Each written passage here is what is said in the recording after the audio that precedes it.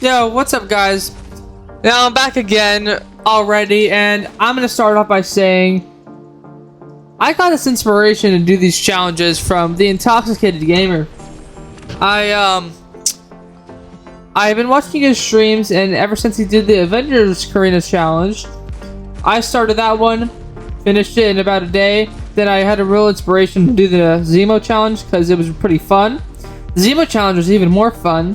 And then I already had this Mojo I recently pulled as a 7th star, so I decided to do this challenge today. Or actually, I finished it today. I did these first 2.5-ish fights yesterday. I beat this Hercules and then got having like really low, like 20% about maybe. You'll see. And then I finished the rest just like now, basically. So. Like right before I recorded this. So starting off with this Mojo and Hercules. I didn't do this Eternity of Pain when it came out, but for this Hercules fight, just make sure you hit him every every like 6, 7, 5 seconds. Just don't.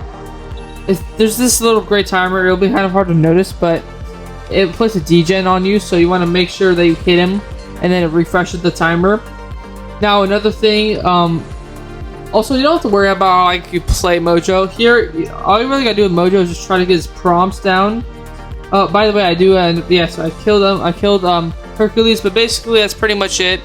You block to gain power with Hercules, and you do your prompts. It's fairly straightforward. That's what I did. Just focus on my prompts, and obviously I boosted up fully, basically fully, and I don't know how many revives, but I was stacked pretty much. So for this Havok, I just finished this today. All you gotta do is, do your prompts, but also parry to get an armor up, so that way you don't get plasma detonated on you.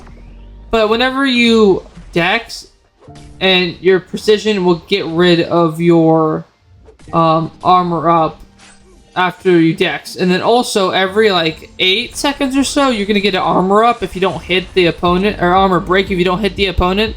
So then you won't be able to get an armor up unless you hit them. So that's basically it for that fight. Literally, I mean, it's pretty straightforward. It's not that bad, guys. But next is this Warlock, which I would say, man, I don't know, I wouldn't say he's the most you know what, yeah, no, screw that.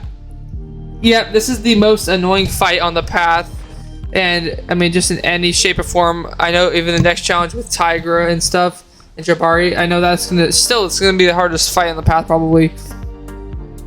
But what you want to do, turn off your willpower, because that's just you're gonna take like extra damage from him.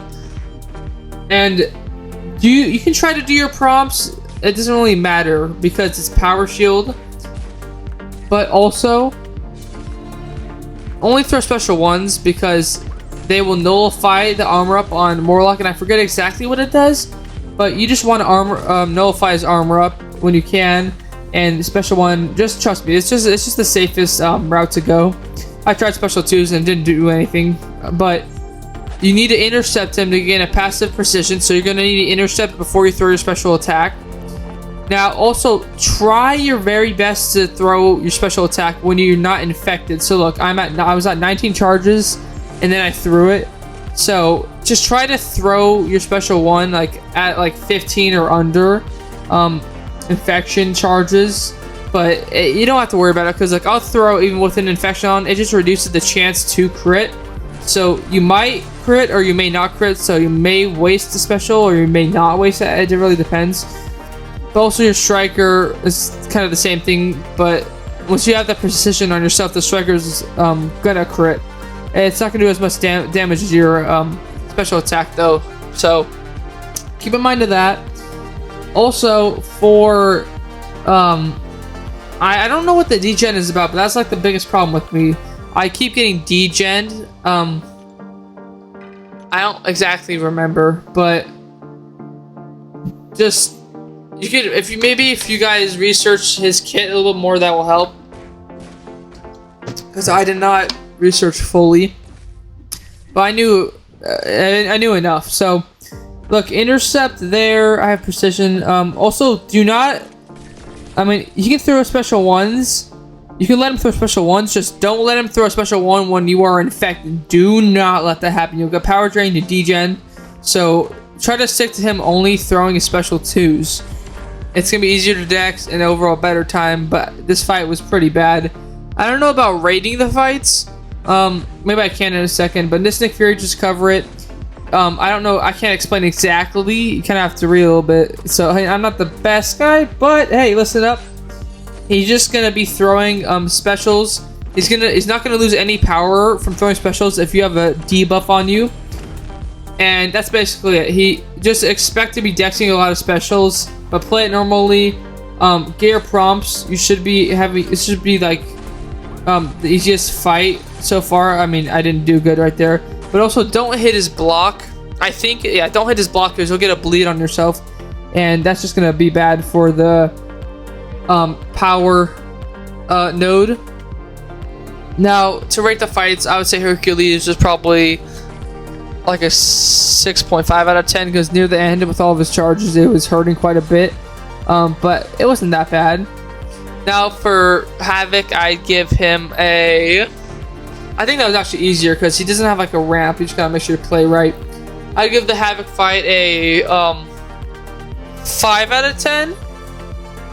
5 to a 5.5 out of 10 because you might get tripped up a little bit. I'll give it 5.5 out of 10 because you might get tripped up a little bit with your armor up and that might be a little annoying. For the Warlock fight, hardest fight, I'd give it an 8 out of 10. Not 8.5. Close to 8.5, but... I mean, I don't know. I would say it's an 8.5. Not because it's it's annoying, but it's also kind of straightforward what you have to do. So it is 8.5 or maybe like a 7.5 to an 8.5 out of 10. But it's straightforward. It's just the execution is really. It just really depends how well you do on your attempt, because you could be like, oh, actually this is not that bad. So that's why I'm kind of undecided, but around 7 to 8 out of 10 kind of, I guess. Now the Nick Fury right here, I'd give, actually based on this logic, I think Havok was the best so far. I'd give the Nick Fury like a 6.5 out of 10. A bit tricky, but not too bad. Pretty straightforward too. Play normally, also pretty nice. For this Modok, what you gotta? This Modok sucks. You know what? No, wait. No, actually, man, I think the Warlock fight is just a little bit more annoying than this fight, because the Warlock fight, it's rather you waste a revive completely and do no damage, or you do pretty good. In this Modok fight, I had like multiple revives where he would hit me once and I would die. So you just gotta be careful. Once he gets to 6 Fury, passive Furies, he'll go unblockable and it'll run out, as you see. And that's every time you hit his block, he gains a Fury. So also worry about that tranquility timer. When it goes down 20 seconds, after every 20 seconds, you'll both lose power. So for that fight, just intercept him. Just keep trying to intercept, medium, light, or just light. Don't finish your combos. Intercept is going to be your best friend in that fight. Do not do any of the prompts, because it's pretty. You're not going to be able to do any of your prompts that fight. It doesn't matter. You're also not going to be able to throw like any specials. And don't knock him down, because if you knock him down, then there's a timer where you have to throw a special attack, or you're going to take like half your health. So do not heavy attack Modok. So that's pretty annoying. Also auto block. I give that fight 7.5 out of 10. Or actually, I give it an 8 out. No, I'd give it a 7.5 because I had some fairly good attempts. And with this blade, I would say this actually might have been the best fight in the whole path. I would say this fight is like a 4 out of 10. He just goes unblockable during his special attacks, and there's the destructive feedback, so don't get hit in the block. Surge charge doesn't really matter. He might throw a special attack multiple times, So stick to a special one, so that way you don't get hit. And then you're gonna be losing all your power every like 10-15 seconds. So that's basically it. Pretty fun fight. I got to like 22 of my subscriber charges or whatever on Mojo. Unfortunately, I didn't get to see the degen numbers there, but that's the fight you're probably gonna ramp up the most on. So now we are already at the second to last fight. This Terrax I recorded a little bit too late, but it is pretty annoying. You're gonna be using revives 100% here. I kill him off, but 15 hits or else you get degen. You gotta keep him at least a bar of power, or like it's gonna be like a timer if you don't keep him at a bar of power. So in like 15 seconds, if you don't get him to a bar of power, then you're gonna take damage. And there's a whole lot in that fight, but you're basically going in doing as much damage as you can. Also, you have to intercept. There's dash vulnerability, so it takes more damage when you dash forward to him. And then he has the ebb and flow intercept, so you have to intercept him. So intercept, do damage. It's hard. It's gonna cost a lot of revives, but not too many. So you just gotta get some good attempts in. You're gonna be taking health. You're gonna be trading health with Terrax as you usually do. So I'd give that fight like 7 out of 10. It's pretty annoying. But now with Dragon Man, I'd actually say, like, people are saying this one was harder than Terrax. I think it was easier. So this fight, he's gonna get unblockable charges. Just if he whiffs a hit, yeah, it's gonna go away like that. Also, true focus doesn't matter. He's gonna get an unstoppable buff every, I don't know, 8 seconds. That lasts like 4 seconds. But if you have your like little green aura stinky field kind of thing on Mojo while you're near him, when he triggers the unstoppable, it's gonna like reduce the duration of it and basically into nothing. So you'll probably see that happen again here soon. You may be able to get your prompts down. I wouldn't worry about it though, because you can do fairly enough damage not doing your prompts. But also Dragon Man will probably complete them for you. That's what happened mostly for me. So look, right there, the unstoppable was gone.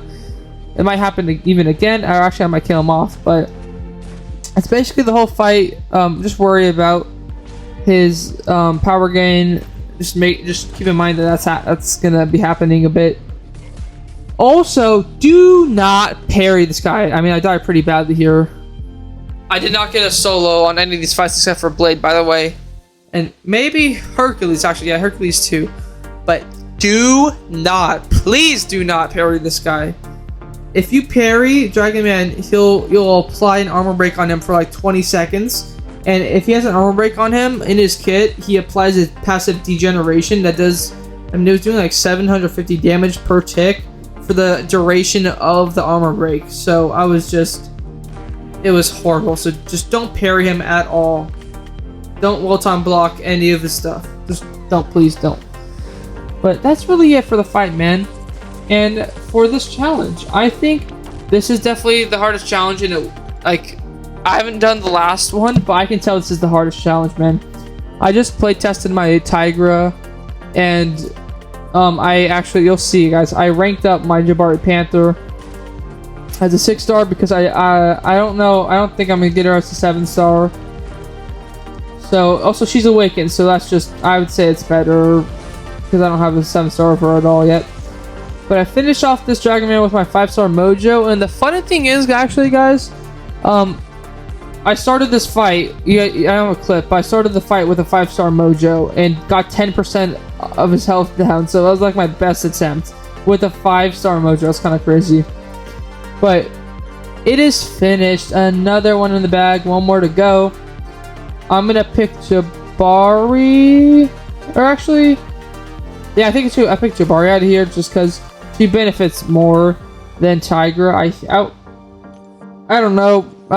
I probably should have picked Tigra, actually, thinking about it now, because even though it's not super useful, having the Huntress charges whatever start at the beginning of the fight is pretty useful for a longer duration. But anyways, it's honestly a pretty quick challenge because you don't have to do the whole gauntlet, unlike the this next one.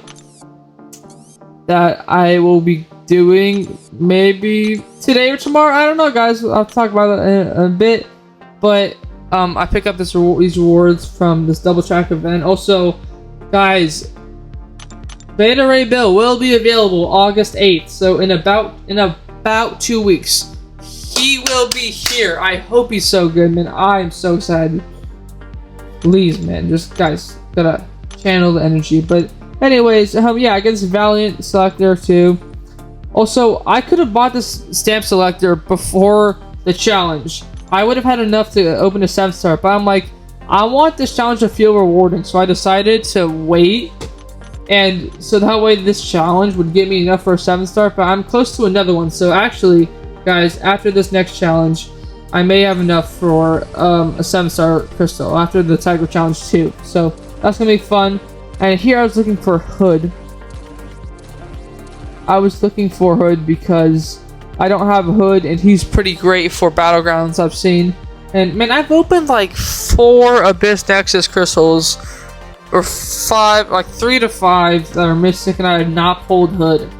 He is nowhere to be found, but that's quite alright. Out of here, this gets me even closer to another 7-star. So after I complete this next challenge, I will be like